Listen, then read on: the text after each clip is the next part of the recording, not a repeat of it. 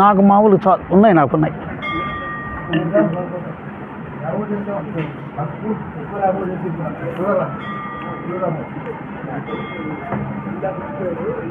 Sir అంటే మనకి నీళ్ళు వాటర్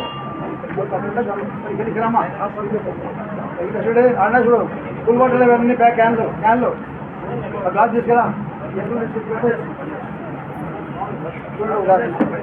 పనిచేస్తుంది. అవును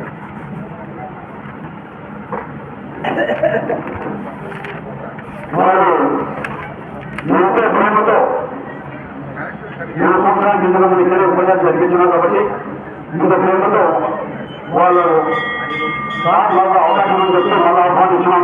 వాళ్ళ ప్రయత్నం కాబట్టి ఆమె కొడతారా రమ్మని చెప్పి వాళ్ళే సార్ మేము వస్తామని చెప్పి కాబట్టి పెద్ద మనసుతో వాళ్ళు గుర్రం తెలియచ్చు. త్వరగా వాళ్ళు కూర్చుంటే కార్యక్రమం నిలబడాలని మహిళలు చేద్దామని కోరుతున్నాం.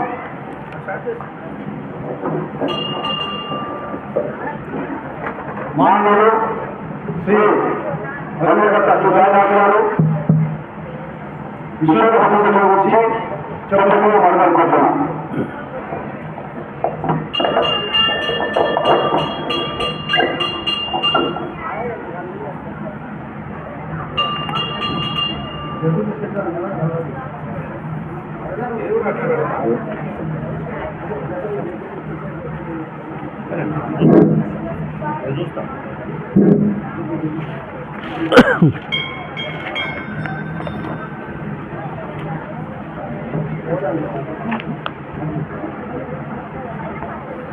అందరికీ నమస్కారం. నంద్యాల క్రాంతినగర్ కాలనీలో వెలిసినటువంటి శ్రీ కోదండ రామాలయం దివ్య ప్రాంగణంలో భగవద్గీత పైన ప్రవచన కార్యక్రమాలు చెప్పాలని సంకల్పించి వారిని సంప్రదించినప్పుడు మా నిరంజన్ గారు, చలపతి గారు, ఇంకా వరప్రసాద్ గారు, ఎవరినైనా మర్చిపోతే క్షమించాలి, తిరుమలేష్, ఈ మిత్రులందరూ కలిసి ఈ యొక్క కమిటీ మెంబర్స్ని సంప్రదించినప్పుడు వారు సంతోషంగా ఈ కార్యక్రమానికి అంగీకరించి మమ్మల్ని ఆహ్వానించినందుకు వారందరికీ కూడా హృదయపూర్వకంగా శిరస్సు ఉంచి నమస్కారాలు తెలియజేస్తూ ఉన్నాను. ఎందుకంటే ఈనాడు దేశమంతా కూడా సనాతన ధర్మాన్ని ఎలుగెత్తి చాటుతున్నటువంటి శుభ సందర్భంలో ఉన్నాం. అయితే ఆ సనాతన ధర్మానికి మూలకొమ్మ ఆధారం ఏమిటి అంటే శ్రీకృష్ణ పరమాత్మ ప్రవచించినటువంటి భగవద్గీత. మన సనాతన ధర్మంలో రామాయణ, భారత, భాగవతాదులు, వాటితో పాటు కూడా భగవద్గీత, ఉపనిషత్తు, వేదాలు, ఇవన్నీ కూడా సనాతన ధర్మానికి పట్టుకొమ్మలు. అయితే ఈ రోజుల్లో గీతను ఎంతమంది చదువుతున్నారు, రామాయణాన్ని ఎంతమంది చదువుతున్నారు, భాగవతాన్ని ఎంతమంది చదువుతున్నారు అని అనుకున్నప్పుడు ఆలోచిస్తే 1% కూడా ప్రతిరోజు కూడా ఆ పవిత్ర గ్రంథాలను అధ్యయనం చేస్తున్న వాళ్ళు కనిపించడం కష్టం. తప్పు ఎవరిది అంటే ప్రస్తుత సమాజాన్ని, ఏ ఒక్క వ్యక్తిది కూడా కాదు. అంటే పరిగెట్టే ప్రపంచంలో మనం ఉన్నాం. కాలం పరిగెడుతుంది, కాలంతో పాటు మనం పరిగెడుతున్నాం. మన చుట్టూ కూడా అనేకమైనటువంటి విషయాలు, వస్తు ప్రపంచం వ్యాపించిపోయి ఉండటం వల్ల ఆ వస్తు ప్రపంచంతో మన కాలం గడిచిపోతూ ఉంది. ఇంకా చెప్పాలంటే నా ఎదురుగా పెట్టుకున్నాను కదా ఈ సెల్ ఫోను, ఇదే రోజంతా మన టయాన్ని తినేస్తూ ఉంది.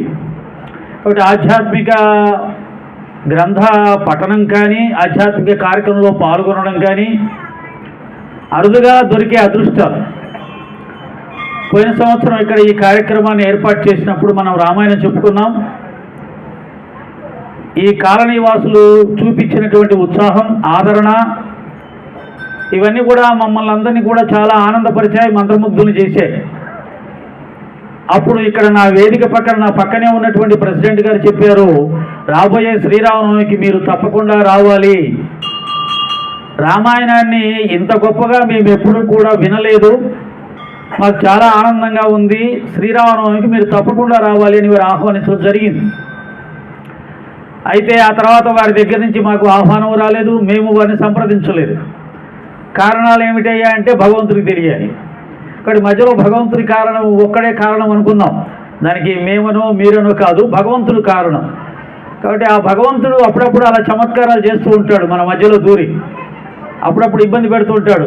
మనం ఆ ఇబ్బందుల్ని దాటుకొని ఇలా సౌకర్యం ఏర్పాటు చేసుకొని కార్యక్రమాన్ని సంకల్పించుకొని ఏర్పాటు చేసుకొని వారి అనుగ్రహంతో మళ్ళీ ఇక్కడ కూర్చోగలిగాం. కాబట్టి ఈనాడు మీ అందరినీ ఇక్కడ కలుసుకోవడం చాలా ఆనందంగా ఉంది. మరొకసారి ఈ పవిత్రమైన ప్రదేశంలో ప్రశాంతమైన ఆహ్లాదకరమైనటువంటి వాతావరణంలో గీతా ప్రవచన కార్యక్రమానికి అవకాశం ఇచ్చిన మీ అందరికీ, విచ్చేసిన మీ అందరికీ సనాతన ధర్మ వ్యాప్తి కోసం మీరు మేము అందరము కలిసి కృషి చేసి మన ధర్మాన్ని నిలబెట్టుకోవాలి. మన ధర్మం చాలా గొప్పది. సనాతన ధర్మం అని అంటే భారత భాగవత రామాయణ వేద ఉపనిషత్తు గీతా సారం వాటిల్లో చెప్పబడిన విధంగా మనం జీవించడమే సనాతన ధర్మం. సనాతన ధర్మం సనాతన ధర్మం అని ఊరికే నోటితో పలకడం కాకుండా ఈ మహాగ్రంథాల్లో ఏదైతే చెప్పబడిందో, ఏ జీవన విధానం అయితే చెప్పబడిందో, ఆనాడు మన యొక్క పూర్వీకులు ఏ జీవన విధానాన్ని అయితే ఆచరించారో దాన్ని మనం తెలుసుకొని ఆచరిస్తే అది సనాతన ధర్మం అవుతుంది. అటువంటి సనాతన ధర్మం వల్ల ప్రపంచంలో భారతదేశం గురుస్థానంలో ప్రతిష్ఠించబడుతుంది. అంటే ప్రపంచానికి జ్ఞానాన్ని అందించే శక్తి సామర్థ్యం ఉన్న ఏకైక దేశం భారతదేశం. మన సనాతన ధర్మం చాలా విశాలమైంది, చాలా లోతైనది, చాలా గంభీరమైనది, చాలా త్యాగపూరితమైనటువంటిది. అటువంటి సనాతన ధర్మంలో పుట్టినందుకు మనందరం గర్వించాలి. ఇంతకాలం దానికి సంబంధించినటువంటి విషయాలను తెలుసుకోవడం కానీ ప్రచారం చేయడం కానీ అంతగా ఎక్కువగా అవకాశం ఉండేది కాదు. ఈ మధ్య మనకు ఆ అవకాశం వస్తుంది, ఎక్కువగా వింటూ ఉన్నాం. కాబట్టి అందులో భాగంగా గీతా ప్రవచనాల్ని మనం ఏర్పాటు చేసుకున్నాం. అందరికీ మరొకసారి ధన్యవాదాలు తెలియజేస్తూ ఒకసారి నిటారుగా వెన్నుపూసబెట్టి మరి మన ఓంకారాన్ని చెప్పుకొని 3 సార్లు ఆ తర్వాత గీతలో ప్రవేశిద్దాం.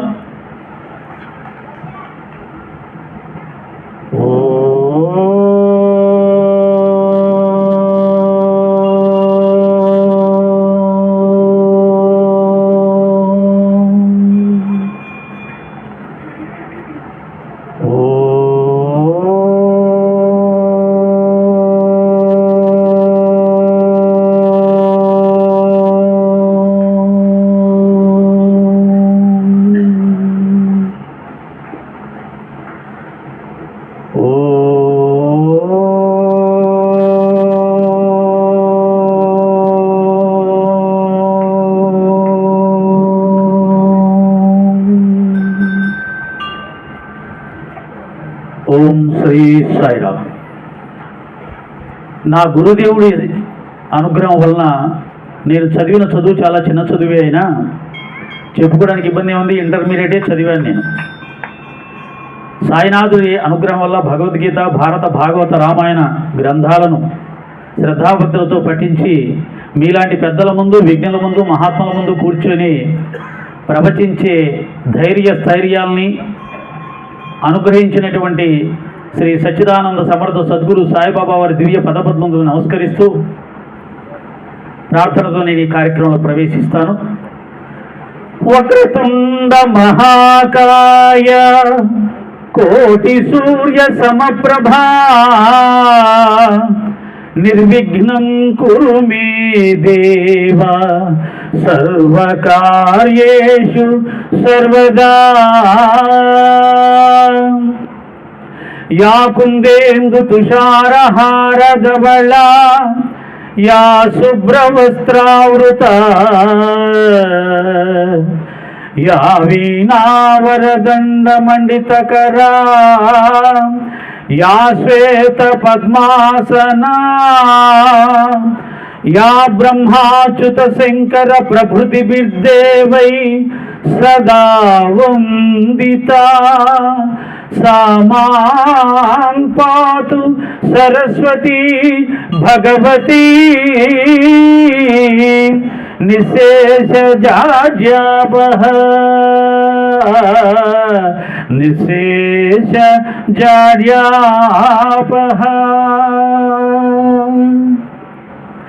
గురుర్బ్రహ్మా గురుర్విష్ణుః గురుర్దేవో మహేశ్వరః గురు సాక్షాత్ పరబ్రహ్మ తస్మై శ్రీ గురవే నమః. సదా నింబవృక్షస్య మూలాధివాసాత్ సుధాస్రావినం తిక్తమప్యప్రియంతం తరుం కల్పవృక్షాధికం సాధయంతం నమామీశ్వరం సద్గురో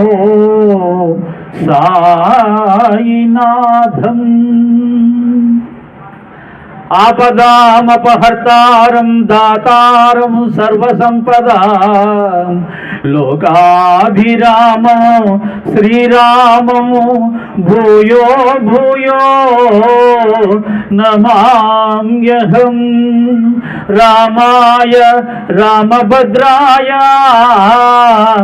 రామచంద్రాయ వేదసే రఘునాథాయ నాథాయ సీతాయ పతయే నమః.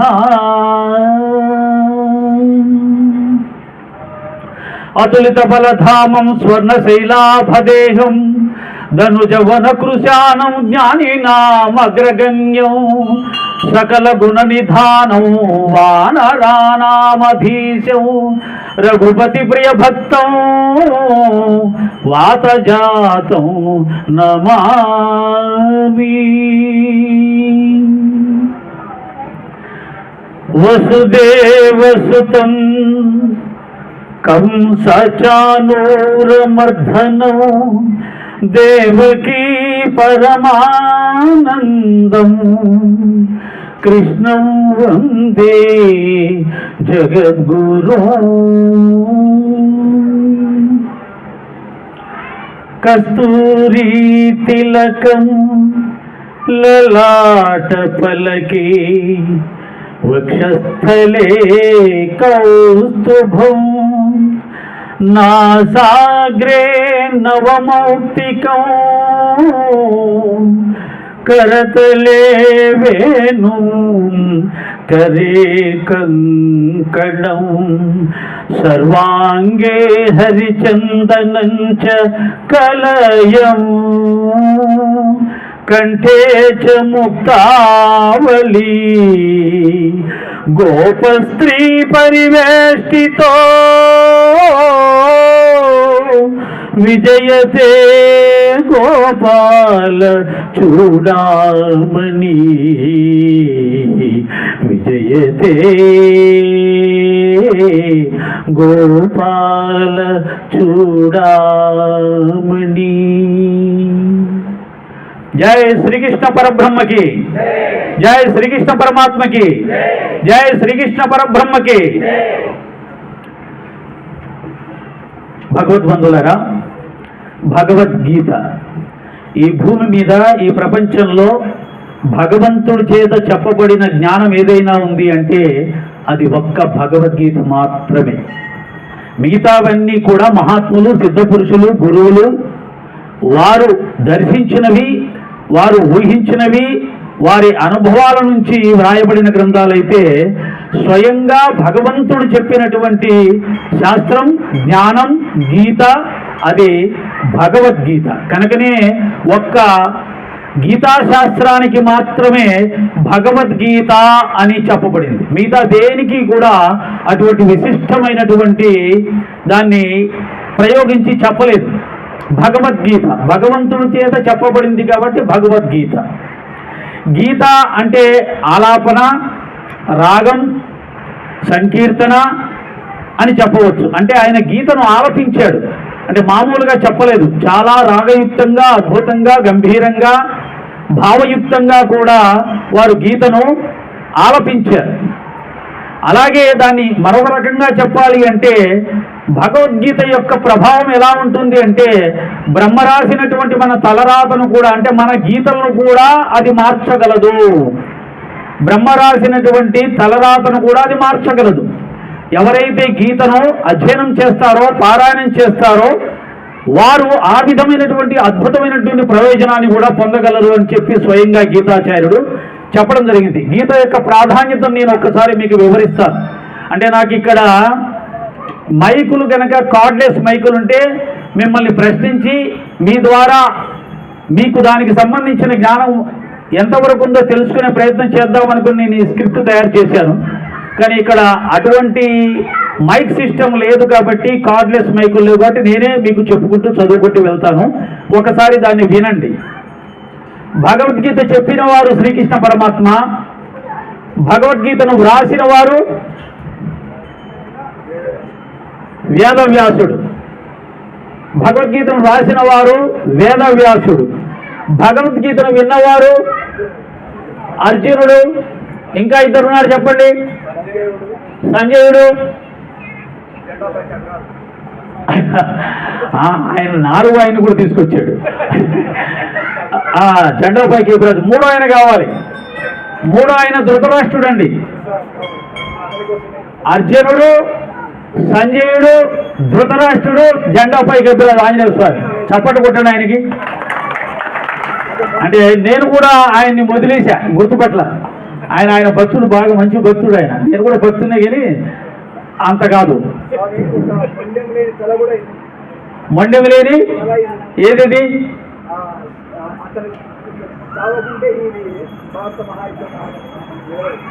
ఇంకా యుద్ధం జరగలేదు కదా. ఓకే, సరే, మళ్ళీ మాట్లాడదాం మనం. ఓకే, ఇంకొకటి ఏదో విన్నారంట, సంతోషం. మండలం లేని తల కూడా వినిందంట. అది తర్వాత ఆయన ద్వారా తెలుసుకుని నేను మళ్ళీ తర్వాత చెప్తా. తర్వాత భగవద్గీత చెప్పిన ప్రదేశం కురుక్షేత్రం. గుర్తుపెట్టుకోండి, తల్లులు బాగా గుర్తుపెట్టుకోండి, మీ పిల్లలకి చెప్పాలి ఇవన్నీ కూడా. ఓకే, భగవద్గీత జరిగిన ప్రదేశం కురుక్షేత్రం. ఈ కురుక్షేత్రం ఇప్పుడు దేశంలో ఎక్కడ ఉందో ఐడియా ఉందా? హర్యానా. చప్పటి కొట్టండి సారికి. హర్యానా.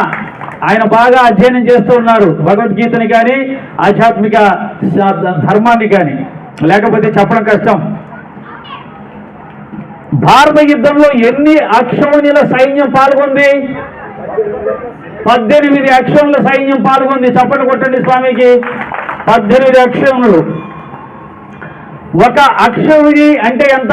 ఒక అక్షౌహిణి అంటే ఎంత చెప్తా నేను, వినండి. టైం ఉండదు కదా మనకు. 2000 సరే, గీతలో ఉన్నదాని ప్రకారం అయితే తర్వాత నాకు తెలీదు. ఈ గీతా శాస్త్రంలో ఉన్నదాని ప్రకారంగా 21,870 రథాలు. 21,870 రథాలు. గుర్తుపెట్టుకోండి. ఇవన్నీ గుర్తులేకపోతే 21 20,000 అనేయండి.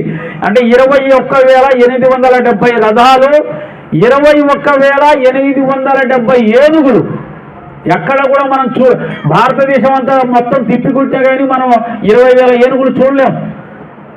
అంటే భారతదేశం అంతా ఉన్న ఏనుగులని తెచ్చి ఒక దగ్గర పెట్టినా కానీ 20,000 ఏనుగులు ఉన్నాయా అనేది నా డౌటే.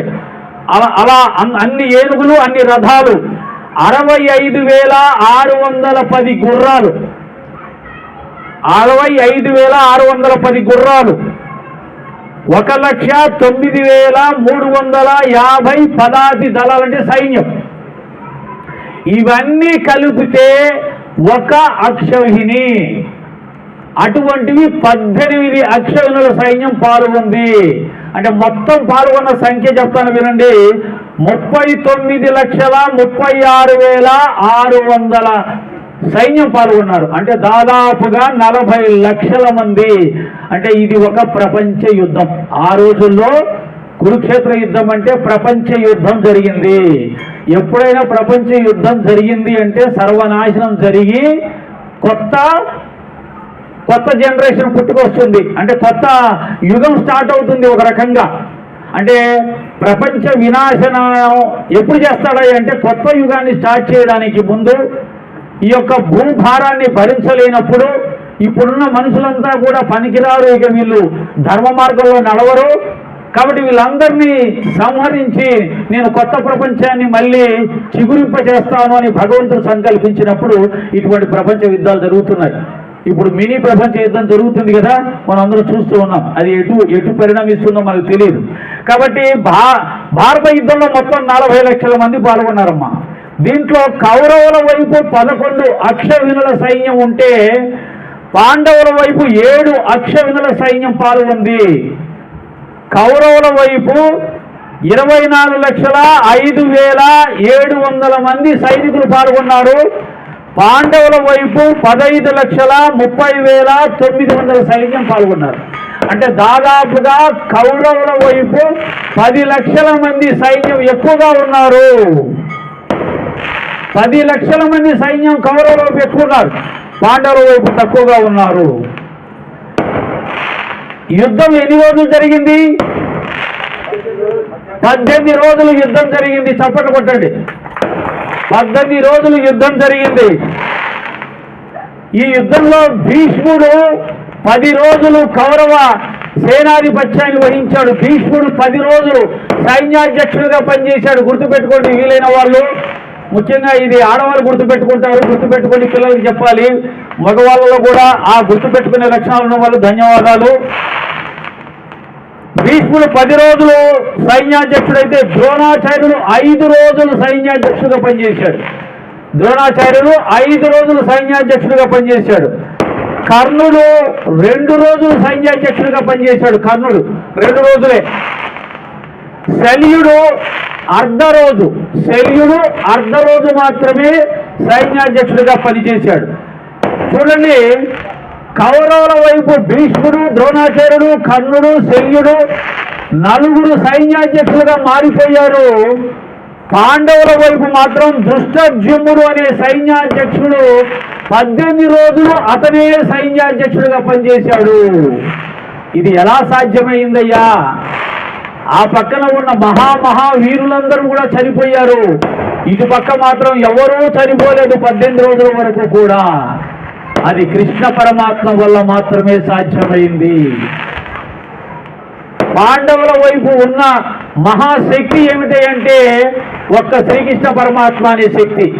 వీరుల పరంగా చూసుకుంటే కౌరవుల వైపు మాత్రమే వీరులు, మహావీరులు ఉన్నారు. జయించడానికి అలవి కాని వీరులు ఉన్నారు. అర్జునుడు కూడా జయించలేడు ద్రోణాచార్యుని, భీష్మాచార్యుని. కానీ ఈ పక్కన ఉన్న కృష్ణ పరమాత్మ వల్ల మాత్రమే అటువంటి వీరులందరూ కూడా చంపబడ్డారు. ఇది ఒక ఆశ్చర్యం.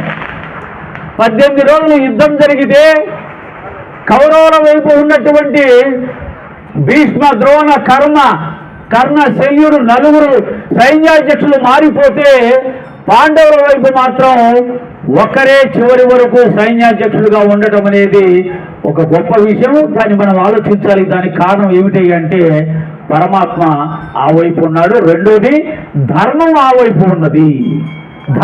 వైపు ఉన్నది. ఓకే, ఇది భగవద్గీతకు సంబంధించినటువంటి సంక్షిప్త సమాచారం.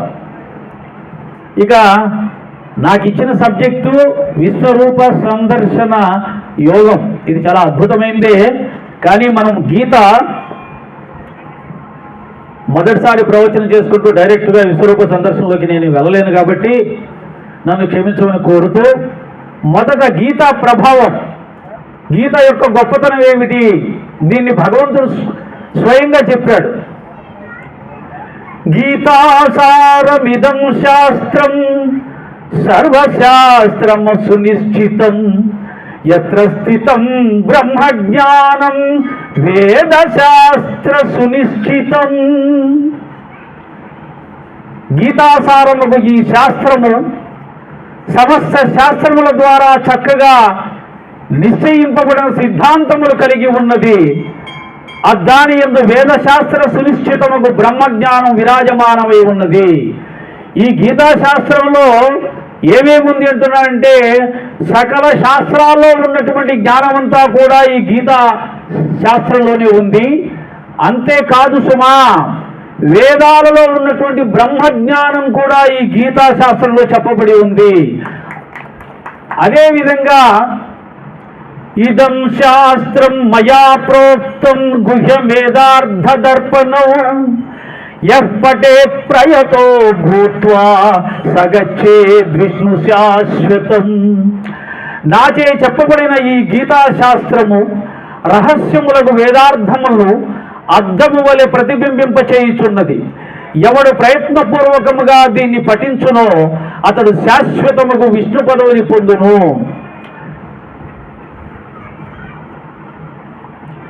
వేదార్థములు, వేదాలు అందరూ చదవలేరు, చదివినా కానీ అందరికీ అర్థం కాదు. వేదం చాలా నిగూఢమైనటువంటిది, ఎంతో గొప్ప పాండిత్యం ఉండాలి, ముఖ్యంగా గురువుల యొక్క అనుగ్రహం ఉండాలి వేదాలు అర్థం కావాలంటే.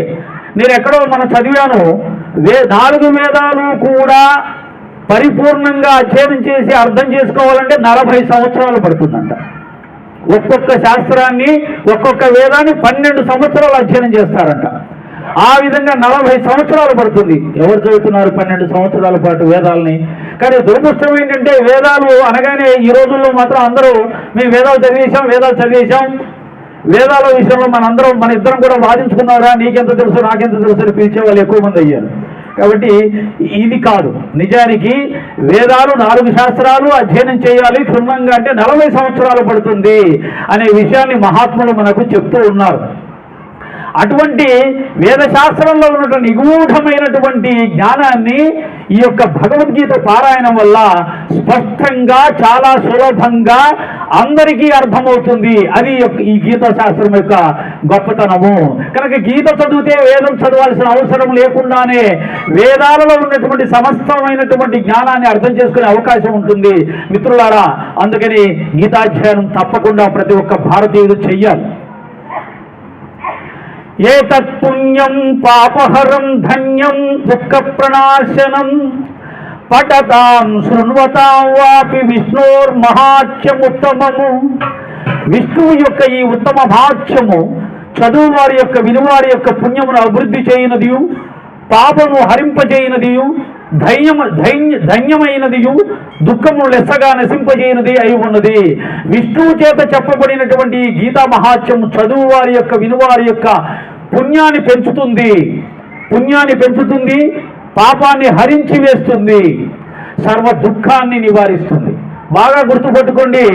ఎవండి మా ఇంట్లో అన్నీ ఉన్నాయి కానీ మా ఇంట్లో శాంతి లేదండి, మా ఇంట్లో అశాంతి ఉంది, బాధలు ఉన్నాయి, దుఃఖం ఉంది అని అంటే దానికి కారణం మీరు గీతను అధ్యయనం చేయలేదు.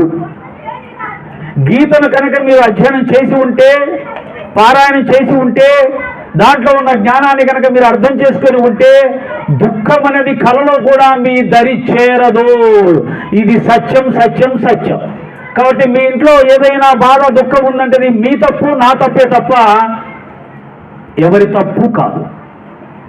కనుక గీతాధ్యయనం చెయ్యండి. మీ దుఃఖం తొలగకపోతే ఫోన్ చేసి అడగండి. 9949378952 నెంబరు 9949378952. గీత చదివినా నాకు దుఃఖం పోలేదు అంటే నేను సమాధానం చెప్తా. అష్టాదశ పురాణాని నవవ్యాకరణాని చ నిర్మధ్య చతురో వేదాన్ మునినా భారతం కృతం. భారతో దది నిర్మధ్య గీతా నిర్మదితస్య చ సారముద్రుచ్య కృష్ణేన అర్జునస్య ముఖే ధృతం. 18 పురాణములను, 9 వ్యాకరణములను, 4 వేదములను బాగుగా మధించి వ్యాస మునీంద్రుడు భారతాన్ని రచించాడు. అట్టి మహాభారతమును కూడా మధించి సారముకు గీతను తీసి శ్రీకృష్ణ పరమాత్మ దానిని అర్జునుని ముఖమందు ప్రవేశపెట్టినాడు. చూడండి, గీతాశాస్త్రం యొక్క మహత్తు ఇదంతా కూడా 18 పురాణాలు, 9 వ్యాకరణాలు, 4 వేదాలను మధించి దాని సారాన్ని తీసి ఆ సారాన్ని గీతాశాస్త్రంగా మలచి దానిని అర్జునుని ముఖంలో ప్రవేశపెట్టాడంట. అంటే ఒక్క గీతలో ఎన్ని ఉన్నాయి అనేది మనకు తెలుస్తూ ఉంది. అన్ని పుస్తకాలన్నీ మన ఇంట్లో గ్రంథాల నిండా పెట్టుకొని అన్ని పుస్తకాలు పెట్టుకొని చదవక్కర్లేదు. ఒక్క గీతను కనుక శ్రద్ధాభక్తులతో పారాయణం చేస్తే ఆ గ్రంథాలలో ఉన్న సమస్త జ్ఞానం కూడా మనకు కరతలామలకం అవుతుంది అనేది తెలుస్తుంది. మల నిర్మోచనం పుంసాం గంగా స్నానం దినే దినే సద్గీతాంబసి స్నానం సంసార మలమోచనం. ప్రతిదినము చేయు గంగా స్నానం మనుషులకు శరీర మాలిన్యాన్ని పోగొట్టుచున్నది. కానీ గీతయను జలమందు ఒక్క పర్యాయము స్నానమాచరించినచో సంసార మాలిన్యమంతయు తుడిచిపెట్టుకొని ఏమండి, రోజు మన శరీరం యొక్క మురికిని పోగొట్టుకోవడానికి ఏం చేస్తాం? స్నానం చేస్తాం నీళ్ళతోటి. గంగ అంటే నీళ్లు. కొంతమంది 3 పూటలు చేస్తారు, కొంతమంది 2 సార్లు చేస్తారు శరీరం యొక్క మాలిన్యాన్ని పోగొట్టుకోవడానికి.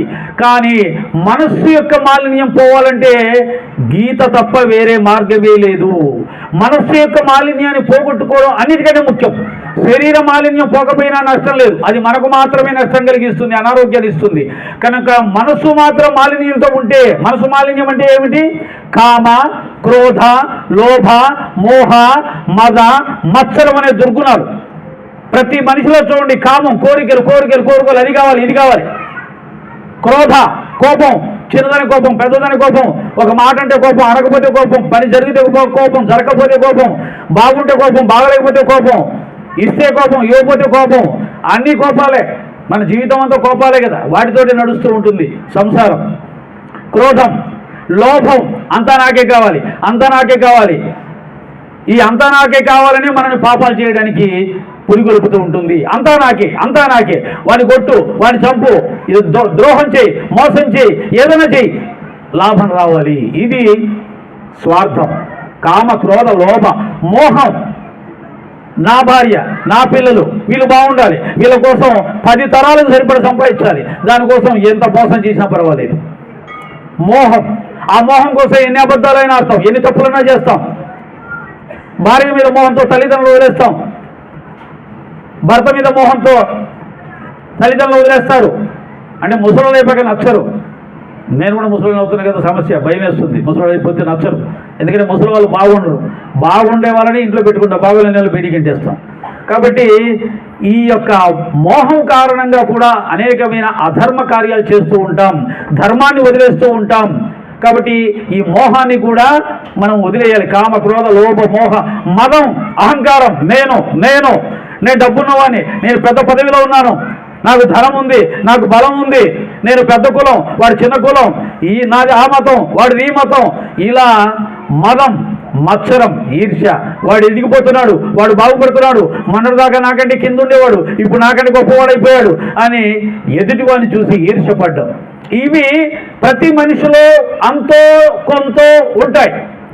కామ, క్రోధ, లోభ, మోహ, మదమత్సరములనే దుర్గుణములే మనస్సు.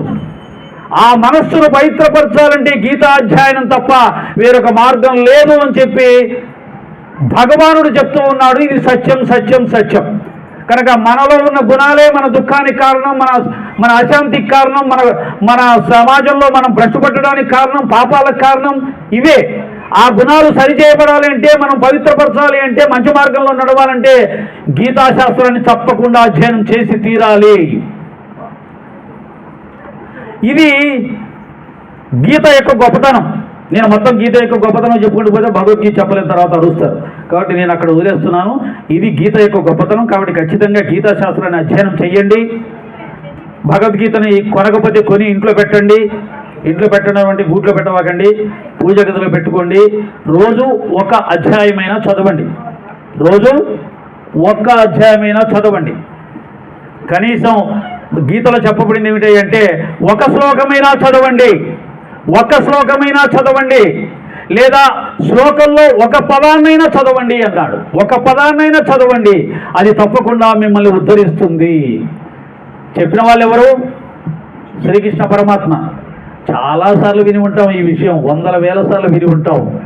కానీ విన్నప్పుడు బాగుంటుంది, రేపు పొద్దున పోగానే గీత పుస్తకం తీసుకొని చదువుకోవాలనుకుంటాం. కానీ వెళ్ళగానే మళ్ళీ మాయ మనలో ప్రవేశిస్తుంది.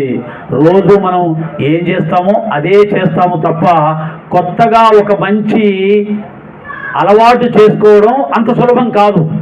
ఉన్న అలవాటును వదలలేము, కొత్త అలవాటుని చేసుకోలేము. ఇది మనిషి యొక్క బలహీనత, దాన్ని మనం జయించాలి. ఇక విశ్వరూప సందర్శన యోగానికి ముందు విభూతి యోగంలో కూడా కొంత మనం ప్రవేశించాలి. ఎందుకంటే విభూతి యోగం, విశ్వరూప సందర్శన యోగం ఈ రెండూ కూడా భగవానుడికి సంబంధించినటువంటి గొప్పతనాన్ని తెలియజేసేవి. మిగతా అన్ని అధ్యాయాలు కూడా మానసిక శాస్త్రాన్ని తెలియజేసేవి. భగవద్గీత ఒక గొప్ప సైన్స్. అంటే భగవద్గీత అనేది ఒక మత గ్రంథం కాదు, అది మనిషి యొక్క వ్యక్తిత్వాన్ని సరిచేసి మనిషిని సరైన దారిలో నడిపించి ఆ మనిషి 10 మందికి పనికి వచ్చే మనిషిగా తయారు చేసే శాస్త్రం గీతాశాస్త్రం. అలాగే మనిషి యొక్క దుఃఖాన్ని నశింపచేసి శాశ్వతమైన ఆనందాన్ని, బ్రహ్మానందాన్ని కూడా ప్రసాదించగల శాస్త్రం గీతాశాస్త్రం. మీరు ఎంత గొప్ప చదువులన్నా చదవండి, ఎంత గొప్ప పదవిలో అయినా మీరు ఉండండి, ఎంత ధనమైనా మీకు ఉండనివ్వండి, కానీ మీకు ఆనందం కలవాలి అంటే మాత్రం ఖచ్చితంగా గీతాశాస్త్రం దానికి సంబంధించిన జ్ఞానం ఉంటే తప్ప నిజమైన ఆనందాన్ని, మనశ్శాంతిని పొందే అవకాశమే లేదు. కాబట్టి సైన్స్లో, టెక్నాలజీలో, పదవుల్లో, డబ్బులో, కీర్తి ప్రతిష్టల్లో మనశ్శాంతి లేదు. గీతాశాస్త్రంలో ఉంది ఆ మనశ్శాంతి. మనశ్శాంతి కావాలి అనుకున్న వాళ్ళు ఎవరైనా గీతను ఆశ్రయించక తప్పదు. అటువంటి గీతలో ఈ 2 అధ్యాయాలు మాత్రమే భగవానుడికి సంబంధించిన గొప్పతనాన్ని తెలియజేసే అధ్యాయాలు. మిగతావన్నీ మనను మనం మార్చుకునేవి, మనను మనం తయారు చేసుకునేవి, మనను ఉద్ధరించుకునేవి తెలియజెప్తాయి. అది సైంటిఫిక్గా కూడా రుజువు చేయడానికి అవకాశం ఉంటుంది. కానీ 2 అధ్యాయాల్లో మాత్రం భగవంతుడి యొక్క గొప్పతనాన్ని తెలియజేసే 2 అధ్యాయాలు మాత్రం సైన్స్కు అందవు, టెక్నాలజీకి అందవు. అది కేవలం భగవంతుని మీద విశ్వాసము, భక్తి శ్రద్ధలు ఉన్నవారికి మాత్రమే అనుభవానికి వచ్చే విషయాలు తప్ప సైన్స్కి కానీ టెక్నాలజీకి కానీ అది అందే శాస్త్రం కాదు ఈ 2 అధ్యాయాలు, అటువంటి అధ్యాయాలు. కాబట్టి ఈ అధ్యాయాలను నేను ఒకసారి మీకు పారాయణ చేసి వినిపిస్తా. విభూతి యుగంలో అర్జునుడు ఇలా అంటున్నాడు: వక్తుమర్హస్య శేషేణ దివ్యాత్మ విభూతయః యాభిర్విభూతిర్భిర్లోకాని మాంస్త్వం వాస్య తిష్టసి. కావున ఓ శ్రీకృష్ణ పరమాత్మ, ఓ భగవంతుడా, ఏ విభూతుల చేత మీరు ఈ లోకములో అన్నిటా వ్యాపించి ఉన్నారో అట్టి దివ్యములకు మీ విభూతులను సంపూర్ణంగా చెప్పటానికి మీరే తగినవారు. అయ్యా కృష్ణ, భగవంతుడా, నీ యొక్క విభూతులు ఈ లోకంలో దేని యందు ప్రకాశిస్తూ ఉన్నాయి, అది నాకు తెలియజెపితే నేను వాటిని ధ్యానించే అవకాశం ఉంటుంది అని అడుగుతున్నాడు.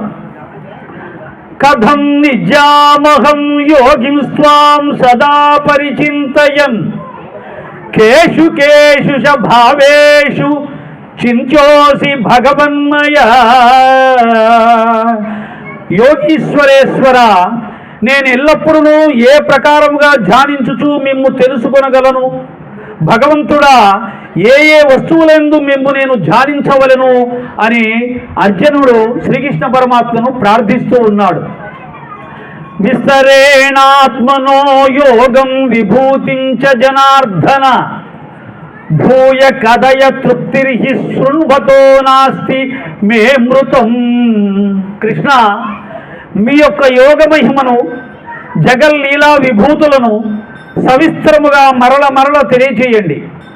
ఎందుకంటే మీ యొక్క అమృత వాక్యములు వినుచున్న నాకు సంతృప్తి కలుగుటలేదు. శ్రీకృష్ణ పరమాత్మ ఇప్పటికీ అర్జునుడికి దాదాపు 9 అధ్యాయాలను బోధించాడు.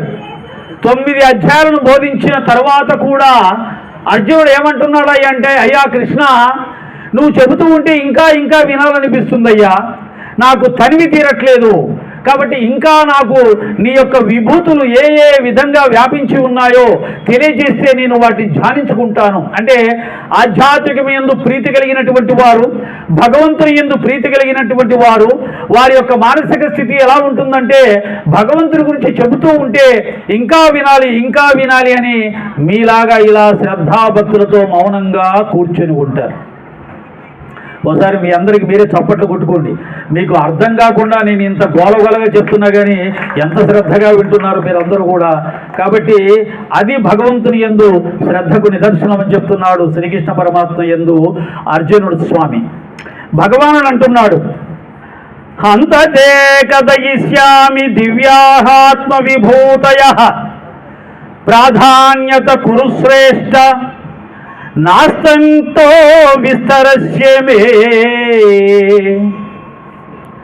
భగవానుడు ఇలా చెప్తున్నాడు, కురువంశ శ్రేష్ఠుడు అర్జున, ఇప్పుడు దివ్యములైన నా యొక్క విభూతులను ప్రాధాన్యతను అనుసరించి నీకు చెబుతాను. ఎందుకంటే నా యొక్క విభూతులు విస్తారములకు అంతులేదు. ఆయన విభూతులు అనంతంగా ఉంటాయని చెప్తున్నాడు. విశ్వమంతా వ్యాపించి ఉంటుంది. మనకు కనిపించేది ఈ లోకమే, పై లోకాలు కనిపించేవి ఏమీ లేవు. ఆకాశాన్ని చూస్తే నక్షత్రాలు, సూర్యుడు, చంద్రుడు కనిపిస్తాడు. కానీ ఆ నక్షత్రాలలో ప్రవేశించగలిగితే అవి అనంతంగా ఉన్నాయి. ఒక్కొక్క నక్షత్ర కాంతి కొన్ని కోట్ల మైళ్ళ వరకు కూడా ప్రకాశిస్తూ ఉంటాయి. అటువంటి నక్షత్రాలు ఆకాశంలో కోట్ల కొలది ఉన్నాయి. కాబట్టి ఆయన విభూతులు మనం ఇక్కడ చూడవలసిందే, అక్కడ చూసే అంత అదృష్టం మనకు లేదు. అందుకని ఆయన చెప్తున్నాడు, అహమాత్మా గుడాకేశ సర్వభూతాశయ స్థితః అహమాదిశ్చ మధ్యం చ భూతానామంత ఏవ చ. అర్జున, సమస్త ప్రాణుల యొక్క హృదయమునందున్న ప్రత్యేగాత్మను నేనే అయి ఉన్నాను, మరియు ప్రాణుల యొక్క ఆది మధ్యాంతములను నేనే అయి ఉన్నాను. ఇది మనం చాలాసార్లు వింటూ ఉంటాం, మళ్ళీ విందాం. ఇక్కడ మనమందరం ఉన్నాం, మనుష్యులం, మనందరము శరీరాలతో ఉన్నాం. ఈ శరీరాలకు ఆధారంగా ఉండి మనల్ని నడిపిస్తున్నది, మాట్లాడిస్తున్నది, చూస్తున్నది, తింటున్నది, వింటున్నది లోపల ఉన్నటువంటి ఒక దివ్య చైతన్యం, దాన్నే ఆత్మ అంటారు. ఆ ఆత్మ నేనే ఉన్నాను అన్నాడు. ఇదిగో ఈ మైకు పనిచేస్తుంది, లైట్ వెలుగుతుంది. కానీ ఈ మైకు పనిచేయాలంటే దీనికి కరెంటు కావాలి, అది కనిపించట్లేదు, ఇది కనిపిస్తుంది. లైట్ వెలగాలి అంటే దానికి కరెంటు కావాలి, లైట్ కనిపిస్తుంది, కరెంటు కనిపించట్లేదు. మనం కనిపిస్తున్నాం కానీ మనల్ని వెలిగిస్తున్న, మనల్ని నడిపిస్తున్నటువంటి ఆత్మ కనిపించట్లేదు. ఆ ఆత్మే పరమాత్మ, ఆ పరమాత్మే నేనై ఉన్నాను అంటున్నాడు. మరి కనిపించిందని ఎలా చూడాలి? గీతాశాస్త్రాన్ని అధ్యయనం చేస్తే అది కనిపిస్తుంది.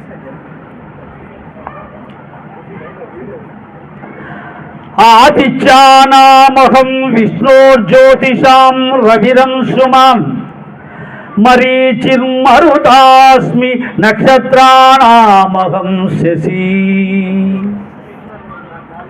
నేను ఆదిత్యంలో విష్ణువు అనువాడను, ప్రకాశింపచేయు వానిలో కిరణములు గల సూర్యుడను, మరుత్తులను దేవతలలో మరీచి అనువాడను, నక్షత్రములలో చంద్రుడను అయి ఉన్నాను. ఇక్కడ జాగ్రత్తగా వినండి, మనకు కొత్త విషయం తెలుస్తుంది. ఏమిటయ్యా అంటే కృష్ణ పరమాత్మ చెప్తున్నాడు, నేను ఆదిత్యులలో విష్ణువు అనేవాడను అంటున్నాడండి. ఆదిత్యులు ఎంతమంది ఉంటారు? 12 మంది ఉన్నారు. వారి పేర్లు ఒకసారి చెప్తాను. ధాత, మిత్రుడు, ఆర్యముడు, శక్రుడు, వరుణుడు, అంశువు, భగుడు, వివస్వంతుడు, పూస, సవిత, త్వష్ట, విష్ణువు. 12 మంది ఆదిత్యుల్లో ఉంటే చివరివాడు విష్ణువు. కృష్ణుడు ఏం చెప్తున్నాడంటే ఆదిత్యుల్లో నేను చివరివాడైన విష్ణువుని అంటున్నాడండి. మనందరికీ తెలిసిన జ్ఞానం ఏమిటి? మనం పురాణాల ద్వారా విన్నది, తెలుసుకున్నది, విష్ణువు యొక్క అవతారం శ్రీకృష్ణ పరమాత్మ. అవునా? విష్ణు పైలోకంలో వైకుంఠంలో ఉన్నాడు, ఆయన కృష్ణుడిగా భూమి మీద అవతరించినాడు. కానీ ఇక్కడ కృష్ణుడు ఏం చెప్తున్నాడు? నేను ఆదిత్యులలో విష్ణువుని అంటున్నాడు. అంటే నేనే విష్ణువుగా ఉన్నాను అని చెప్తున్నాడు. అంటే ఇక్కడ మనకు కొత్త విషయం తెలుస్తుంది.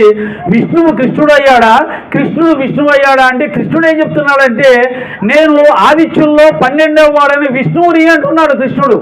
కాబట్టి విష్ణు అవతారం కృష్ణుడు ధరించాడు అని మనకు అనిపిస్తూ ఉంది. అందుకని ఇస్కాన్ వాళ్ళు కృష్ణ భక్తులు ఏం చెప్తారా అంటే, అన్నిటికంటే పైన ఉన్నటువంటి అద్భుతమైన పరమాద్భుతమైనటువంటి లోకం ఏమిటయ్యా అంటే అది గోలోకం అని చెప్పబడుతుంది. గోలోకం అన్నిటికంటే అంటే మనకు తెలిసిన 3 లోకాలు, గొప్ప లోకాలు, బ్రహ్మలోకం, కైలాసం, వైకుంఠం. ఈ 3 లోకాలు మనకు తెలుసు. వాటికంటే పైన ఉన్నది గోలోకం. ఆ గోలోకంలో ఉన్నాడు శ్రీకృష్ణ పరమాత్మ. ఆయనే అందరికంటే ఉన్నతమైన పరమాత్మ అని ఇస్కాన్ వాళ్ళు రాసిన కృష్ణ పరమాత్మ యొక్క గ్రంథాల్లో చెప్తూ ఉంటారు. అయితే ఇది కన్ఫ్యూజన్. మనకు తెలిసిన పురాణాలు విష్ణువు కృష్ణుడిగా వచ్చాడు, కానీ మరి స్వయంగా కృష్ణుడు చెప్తున్నాడు నేను విష్ణువై ఉన్నాను 12వ వాడిగా అంటున్నాడు. అంటే దీనిని వేదాంతులు ఏం చెప్పారంటే చక్కటి విశ్లేషణ ఇచ్చారు. శ్రీకృష్ణుడు విశ్వరూపం ధరించినప్పుడు ఆయన కృష్ణుడు కాదు. కృష్ణుడు విశ్వరూపం ధరించినప్పుడు ఆయన కృష్ణుడు కాదు. ఎవరయ్యా ఆయన అంటే వేదాలలో చెప్పబడినటువంటి నిరాకార నిర్గుణ చైతన్య స్వరూపమైనటువంటి పరబ్రహ్మ అని దేనినైతే చెప్పబడ్డారో ఆ చెప్పబడిన పరబ్రహ్మ తత్వము ఇక్కడ మాట్లాడుతూ ఉంది. ఆ పరబ్రహ్మ తత్వము విశ్వరూపంతో గీతను బోధిస్తూ ఉంది. కాబట్టి బ్రహ్మ విష్ణు మహేశ్వరులకు మూలము పరబ్రహ్మ, నిరాకార పరబ్రహ్మ. ఆ నిరాకార పరబ్రహ్మ చైతన్యమే బ్రహ్మ విష్ణు మహేశ్వర స్వరూపాలు ధరించింది. కాబట్టి ఈ 3 కంటే ముందు ఉన్నది అది కేవలం చైతన్యము, ఓంకార స్వరూపము, విశ్వవ్యాప్తమైనటువంటి మహాశక్తి స్వరూపము. దానికి ఆకారం లేదు, నామము లేదు. ఆ నామ రూపరహితమైనటువంటి పరబ్రహ్మనే బ్రహ్మ విష్ణు మహేశ్వర స్వరూపులుగా ధరించింది. కాబట్టి ఆ పరబ్రహ్మ తత్వమే ఇప్పుడు మాట్లాడుతుంది. కాబట్టి ఆ విష్ణువుగా నేను 12వ ఆదిత్యుడిగా జన్మించాను అని చెప్పేసి ఆ పరబ్రహ్మ చెప్తుందని మనం భావించాలి తప్ప కృష్ణుడు చెప్తున్నాడు అని భావించకూడదు. ఇది ఇక్కడ మనం తెలుసుకోవాల్సినటువంటి అద్భుతమైనటువంటి ఆధ్యాత్మిక జ్ఞానం. వేదానాం సామవేదోస్మి దేవానామస్మి వాసనః ఇంద్రియానాం మనశ్చాస్మి భూతానామస్మి చేతనా. నేను వేదములలో సామవేదం అంటే ఏంటి? గానం, సంగీతం. అందుకని సంగీతానికి ఉన్న శక్తి చాలా గొప్పది. సంగీతం ద్వారా, నాదం ద్వారా, సంకీర్తన ద్వారా పరమాత్మను పొందే అదృష్టం చాలా మంది పొందారు భక్తులు. ఒక అన్నమయ్య, ఒక త్యాగరాజు, ఓ భక్త రామదాసు, ఒక భక్త ప్రహ్లాద, ఒక నారద మహర్షి, వీళ్ళందరూ కూడా నిరంతరం ఒక భగవన్నామస్వరాన్ని సంకీర్తన చేస్తూ భగవంతుని యొక్క అనుగ్రహాన్ని సులభంగా పొందారు. కాబట్టి భజన మండలి ఇక్కడ ఉంది కదా, ఆ భజన మండలికి ఒకసారి చప్పట్లు కొట్టండి. ఎందుకంటే నారాయణుడు భజన ప్రియుడు.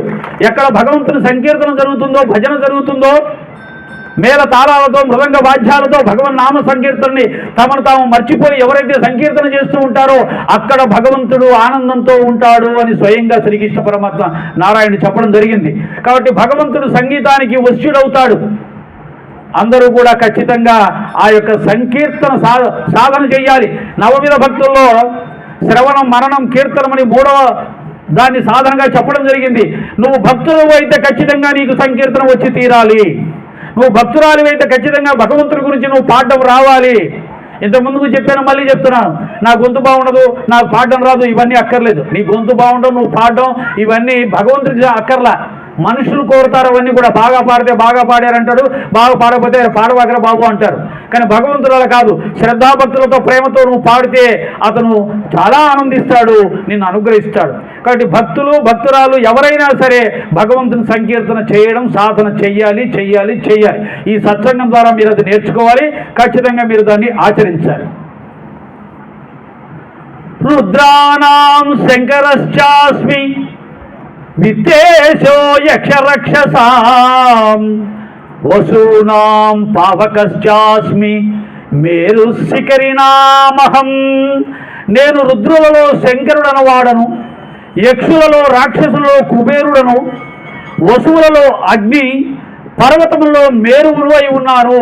ఏమిటయ్యా భగవంతుడు వీటిల్లోనే ఉన్నాడా? మరి భగవంతుడు అంతటా ఉన్నాడని చెప్తారు కదా అని ప్రశ్నించవచ్చు.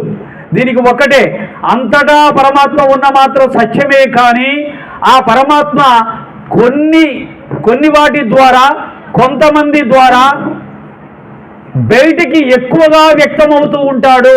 మీకు ఉదాహరణ అర్థం కావాలంటే చెప్తాను. మన ఇంట్లో ఉన్నాం, మన ఇంట్లో ఈ గుడికి వచ్చినప్పుడు కలిగే ఆనందం కలుగుతుందా? ఆ మందిరం లోపలికి వెళ్ళి ఆ సీతారామచంద్రుల విగ్రహాలను దర్శించినప్పుడు కలిగిన ఆనందం కలుగుతుందా? ఆ భక్తి కలుగుతుందా? కలగదు. వెంకటేశ్వర స్వామి మందిరంలోకి వెళ్ళి ఆయన శంకు చక్రాలను, ఆయన కిరీటాన్ని, ఆయన అలంకరణను చూసి ఆ దివ్యమంగళ రూపాన్ని దర్శించినప్పుడు మనం ఆనందించగలుగుతామా? ఇంట్లో ఆనందం రాదు, ఇక్కడికి వస్తేనే మాకు ఆనందం వస్తుంది. అంటే కొన్ని ప్రదేశాలలో ఏ విధంగా అయితే భగవతత్వం వ్యక్తమవుతుందో, అనుభూతిలోకి వస్తుందో, సులభంగా మనం పొందగలుగుతామో ఆ విధంగా భగవానుడు ఈ మేరు పర్వతంలో నేను ఉన్నాను, హిమాలయాల్లో ఎక్కువగా ఉన్నాను, రుద్రుల్లో ఉన్నాను, విష్ణువులో ఉన్నాను అని చెప్పడం జరిగింది. అలా కొన్నిట్లలో ఆయన యొక్క ఆ దివ్యత్వం అనేది, శక్తి అనేది అది బయటికి వ్యక్తమవుతుంది. చూడగానే మనకు అర్థమవుతుంది. ఇంకా నేను ఇప్పుడు దీంట్లోకి లోపలికి వెళ్తే మా కృష్ణ వచ్చి పక్కన కూర్చున్నాడు కాబట్టి మళ్ళీ కొద్దిగా ఇబ్బంది అవుతుంది. నేను దీంట్లో తీసుకుంటాను. స్వామి ఏం చెప్తానంటే 9 దాటితే ఉండండి ఎలవాకండి. రోజు మనకి ఈ అదృష్టం వస్తుంది. మళ్ళీ మన రోజుల్లో, మన జన్మలో, మన ప్రపంచం, మన ఈ జీవన విధానంలో లెక్క పెట్టుకోగలిగింది, మన ఖాతాలో పడేది ఏమైనా ఉంది అంటే ఇదిగో ఈ భజన సంఘాలు పెట్టే ఆ భజన సంకీర్తన సందర్భంలో, ఇటువంటి సత్సంగాల సందర్భంలో, ఏదైనా మందిరాలకు వచ్చినప్పుడు భగవద్ దర్శనం, ఇవి మాత్రమే మనతో పాటు వచ్చే జన్మకు వచ్చేవి. మనం సంపాదించుకున్నవన్నీ మాత్రం ఇక్కడే ఉండిపోతాయి. ఏది ఒక్క రూపాయి కూడా మనతో రాదు. కాబట్టి దీనికోసం సరే మీ టైం మీకు ఉంటుంది, నేను కాదన్ను. కానీ దీనికోసం సినిమాకి వెళ్తే 10 గంటల వరకు ఉంటాం, చక్కగా 11 ఇంటికి వస్తాం, ఏ ఇబ్బంది లేదు కదా. మరి భగవంతుడి కార్యక్రమాలు 9 ఎందుకు వెళ్ళిపోవాలి? మనం పుణ్యాన్ని ఇచ్చేది, మన కర్మం తొలగించేది, పాపాన్ని తొలగించేది, దానికి ఎందుకు మనం తక్కువ సమయం కేటాయిస్తాం? ఈ ఒక్క దానికోసం, ఈ ఒక్క కార్యక్రమం కోసం కాదు. ఎప్పుడు ఏ కార్యక్రమం అయినా భగవంతుని కార్యక్రమానికి ఎంతసేపు అయినా వేచి ఉండగలిగినటువంటి శ్రద్ధ, ఆ సహనాలు మీరు చూపించగలిగేదాన్ని నేర్చుకోవాలని చెప్పడం అంతవరకే. ఓకే. ప్రహ్లాదశ్చాస్మి దైత్యానాం కాలకలయతామహం మృగానాంచ మృగేంద్రోహం వైనతేయశ్చ పక్షిణాం. నేను అసురులలో ప్రహ్లాదుణ్ణి, అంటే రాక్షసుల్లో ప్రహ్లాదుడు ఎంత గొప్పవాడు. ప్రహ్లాదుడు రాక్షసుడు అంటే ఎవరైనా నమ్ముతారా? అంటే రాక్షసులలో కూడా దైవ లక్షణాలు ఉంటే ఆ దైవ లక్షణాలు నావి. లెక్కపెట్టు వారిలో కాలానికి అసలు లెక్కే లేదండి. మనం లెక్క పెట్టుకుంటున్నాం, సూర్యుడు వచ్చాడు మళ్ళీ వెళ్ళిపోయాడు, రాత్రి అయింది పగలైంది అని మనం లెక్క పెట్టుకుంటున్నాం. కానీ సూర్యుడి దగ్గర కాలం ఉందా? ఆకాశంలో కాలం ఉందా? అక్కడ సూర్యుడి దగ్గర కాలాన్ని లెక్క పెట్టగలుగుతారా? సూర్యుడి దగ్గర పగలు రాత్రి ఉందా? పగలు రాత్రి లేనప్పుడు మనం కాలం లెక్క పెట్టగలుగుతామా? కాబట్టి కాలం అనేది మన దగ్గరే ఉంది కానీ ఆకాశంలో లేదు. అటువంటి కాలమే లేని కాలస్వరూపుడు ఎవరయ్యా అంటే పరమాత్మ. మృగములలో మృగరాజుకు సింహాన్ని, అంటే చూడండి, భూప్రపంచంలో అత్యంత శక్తివంతమైంది ఏది, శౌర్యం కలిగింది ఏది, బలం కలిగింది ఏది అంటే ఎవరైనా సింహం, పులి అని చెప్తారు. అంటే ఆ పులిలో ఉన్న శౌర్యం, ఆ శక్తి ఎవరిది అంటే పరమాత్మది. పరమాత్మ ఆ శక్తిని ఆ మృగానికి ఇచ్చాడు కాబట్టి అది దేనికి భయపడదు. ప్రపంచంలో ఎవరైనా భయపడే వాళ్ళు ఉంటారేమో, దేనికైనా భయపడేవాళ్ళు, కానీ సింహము, ఆ యొక్క పులి దేనికి భయపడదు, దానికి అందరూ భయపడాల్సింది. అటువంటి గొప్ప శక్తిని పరమాత్మ శక్తి దానికి ఇచ్చాడు. పక్షులలో గరుత్మంతుడు వేగం ఎంత గొప్పగా ఉంటుంది అంటే పురాణంలో చెప్పబడింది, కన్ను రెప్ప ఇలా వేసేసరికి ఆయన భూప్రపంచాన్ని ఒకసారి చుట్టొస్తాడంట. కన్ను రెప్ప వేసేసరికి ఆయన భూప్రపంచాన్ని ఒకసారి చుట్టేసి వస్తాడంట. కాబట్టి ఆ వేగం ఎటువంటిదో ఒకసారి మీరే తెలుసుకోండి.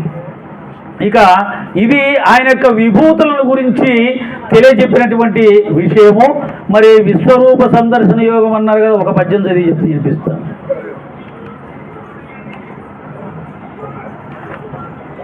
ఇక్కడ అర్జునుడు ఏమన్నాడంటే, మన్యసే యది తచ్చక్యం మయా ద్రష్టుమితి ప్రభో యోగీశ్వర తతో మే త్వం దర్శయాత్మనమవ్యయం. ప్రభు, మీ స్వరూపమును చూడడానికి నాకు సాధ్యమగునని మీరు తలంతురేని ఓ యోగీశ్వరేశ్వర, నాశరహితమైన ఆ మీ విశ్వరూపాన్ని నాకు చూపండి. ఏమడుగుతున్నాడు?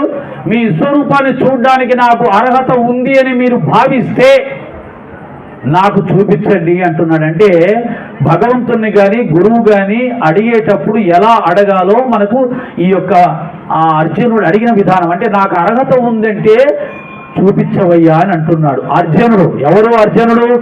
ఇంద్రుని సింహాసనాన్ని, అర్ధ సింహాసనాన్ని అధిష్ఠించినటువంటి మహావీరాగ్రేసరుడు అర్జునుడు. పరమాత్మ యొక్క విశ్వరూప సందర్శనం చేయగలిగినటువంటి మహాపుణ్యాత్ముడు అర్జునుడు.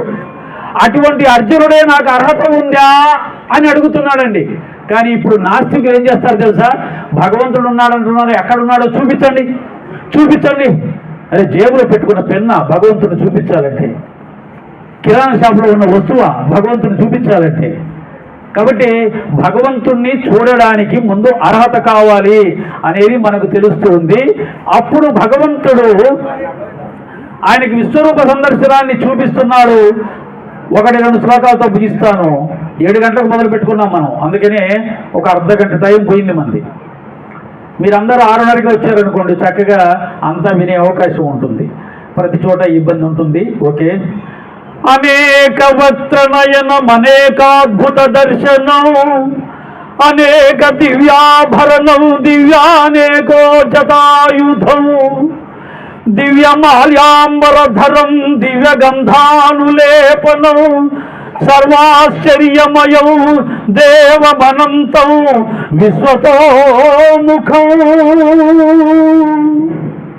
పెక్కు ముఖములు నేత్రములు గలదియు, అనేకములకు అద్భుత విషయములు చూపునదియు, దివ్యములైన పెక్కు ఆభరణములతో కూడినదియు, ఎత్తబడి ఉన్న అనేక దివ్యాయుధములు గలదియు, దివ్యములైన పుష్పమాలికలను వస్త్రములను ధరించినదియు, దివ్యముగు గంధపు పూతముతో కూడి ఉన్నదియు, అనేక ఆశ్చర్యములతో నిండి ఉన్నదియు, ప్రకాశమానమైనదియు, అంతము లేనిదియు, ఎల్లడలా ముఖములు గలదియు తన విశ్వరూపాన్ని భగవానుడు చూపించాడు. అంటే ఆయన ఏం చెప్తాడంటే, అనేకమైన ముఖాలు, అంటే ఒకే ఆకారంలో అనేక ముఖాలు, అనేక కాళ్ళు, అనేక చేతులు, అనేక భుజములు, అనేక ఆయుధములు, ఇలా విశ్వంలో ఉన్న మానవ కోటి మొత్తం కూడా మనం ఏ విధంగా సినిమా తెర మీద అయితే చూస్తూ ఉంటామో ఆ విధంగా ఆయనలో విశ్వమంతా కనిపించింది. అంటే విశ్వంలో ఉన్న మనుషులందరూ తలలు ఆయనలో కనిపిస్తున్నాయి, విశ్వంలో ఉన్నటువంటి మనుషులందరూ కాలు చేతులు ఆయనలో కనిపిస్తూ ఉన్నాయి, సమస్తమైనటువంటి భూప్రపంచంలో ఉన్న కొండలు, కోనలు, సముద్రాలు, పర్వతాలు సమస్తం కూడా ఆయనలో కనిపిస్తున్నాయి. దీన్నే విశ్వరూప సందర్శనం అంటారు.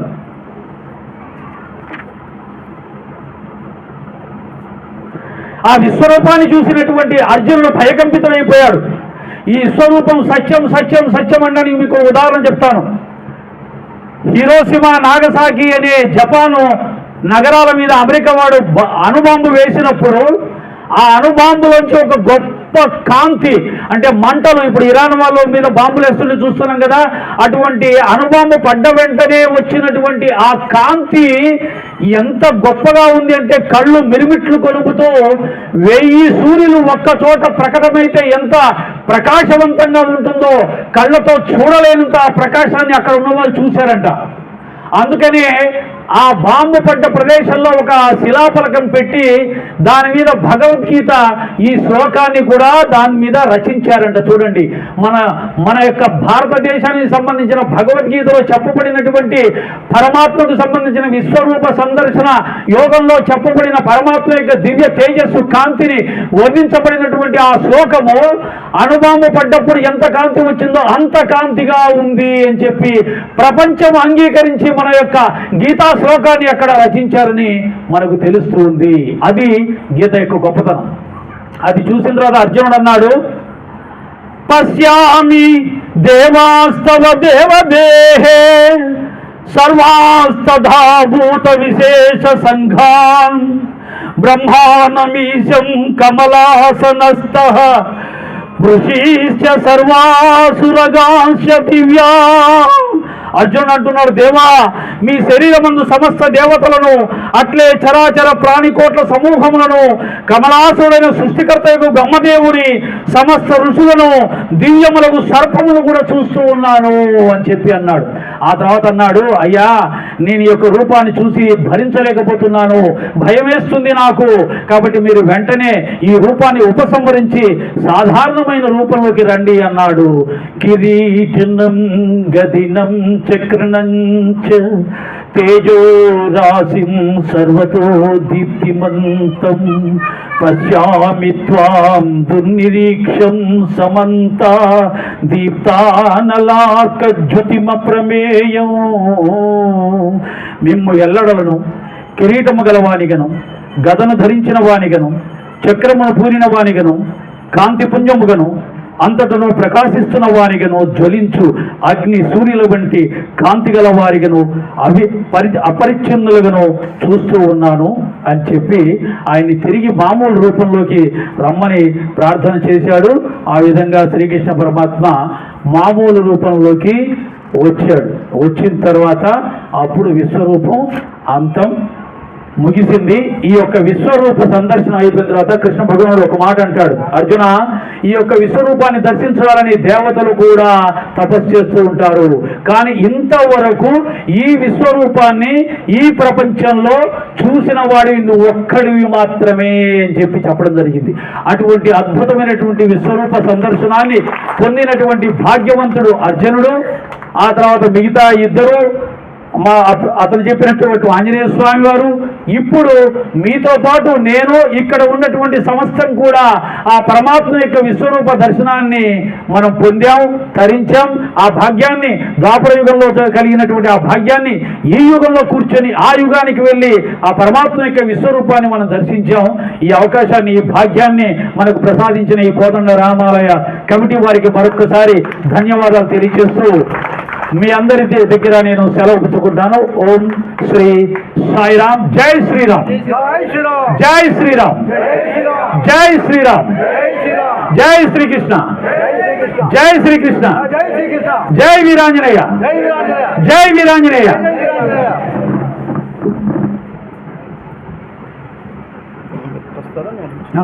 దాదా అది ఖాళీ సంతోషం సార్. సాయిదాస్ గారికి 2 గంటలు కావాలా?